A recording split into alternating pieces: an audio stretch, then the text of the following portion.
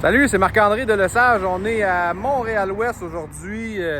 Une maison qui date quand même vieille, là. Ça doit être centenaire, cette maison-là. Puis, il y a beaucoup d'eau qui rentre. Très humide au sous-sol. Fait qu'on excave tout le tour des fondations. Puis, évidemment, une vieille maison comme ça, on peut s'attendre à avoir des surprises quand on creuse. Fait que je vais aller vous montrer ça, qu'est-ce qu'on trouve ici. Donc là, on est en train de finir l'excaver. On a des sections déjà creusées. Ici, c'est la section, on est en train de faire le côté de la maison. Ce côté-là, on ne pourra pas avoir nos pentes réglementaires de la CNESST avec l'entrée du voisin. Donc on a un plan d'ingénieur, puis on va faire de l'étançonnement tout le long pour que ce soit sécuritaire, réglementaire, selon les normes. On est en train de creuser en dessous du balcon, ici en avant. Je vais aller vous montrer les côtés déjà excavés. Donc ça, c'est un côté exposé. Les fondations sont maganées, on peut dire ça comme ça. Pas vraiment de footing, de semelles.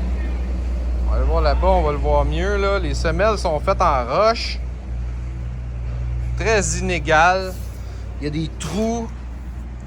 On voit tout l'agrégat sur la fondation. Puis on la voit à la semelle ici, là.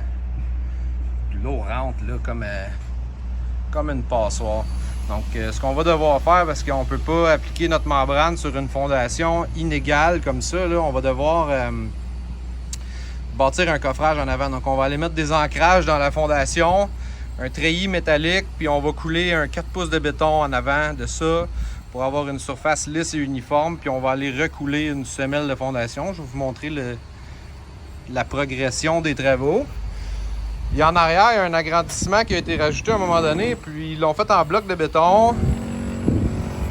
Il y a une membrane qui a été mise là-dessus, mais c'était de la cochonnerie. Il y avait des poches d'eau en arrière de ça, il y avait des sections qui s'enlevaient comme rien. Donc nous, on ne peut pas appliquer notre nouvelle membrane sur ça, donc ce qu'on fait, c'est qu'on n'a pas le choix que de grinder, de meuler la fondation pour aller avoir un beau béton lisse pour être prêt à appliquer notre membrane. Donc c'est ce qu'on fait ici.